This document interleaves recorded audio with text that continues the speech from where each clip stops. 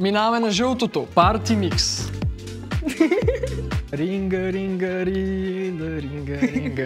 Имаме какино тане, бадем, мисля, че пак царевичка и Ходим в фастък. Тайланд, много ги знае. Гледай какво прави тук. Я да видим. Бадемче, така. Какино тане, много обичам какино тане. Това микс най-повече ми хареса от зеления. Тук единствено бадема не го харесвам в комбинация с какино тането. Това е единственото. 8 от 10 на жълтото давам аз. Аз му давам пак 10 от 10, мен пък много ме хареса комбинация. Добре. Даже ще се мощи. И сега последният. Микс Азия. Е, тук сега това не знам дали ще ми хареса, защото аз не си пада много по азиатска кухня. Тук има едно дългичко. Прилича на бананче. Това ми бие малко на къри. Аз искам да ми отчиедо. Ами има фастък, бирен фастък, това е дългичкото и това като... По принцип останалите миксове са стандартни, а тук ми харесва, защото са вкарали някакви крекери, има азиатски неща.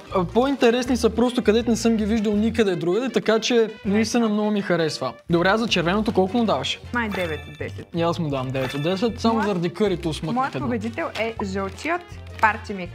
А мене е този снак микс. Е, ти ли няма да избереш парти микс? Всички знаем кой ходи по баровете. Баровете са в друго видео. Напишете в коментарите, ако сте пробвали някои от тези вкусове, кой ви е харесал най-много. Не дейте да чакате, отидете, пробвайте ги, заслужават си, наистина много са готини. Чао!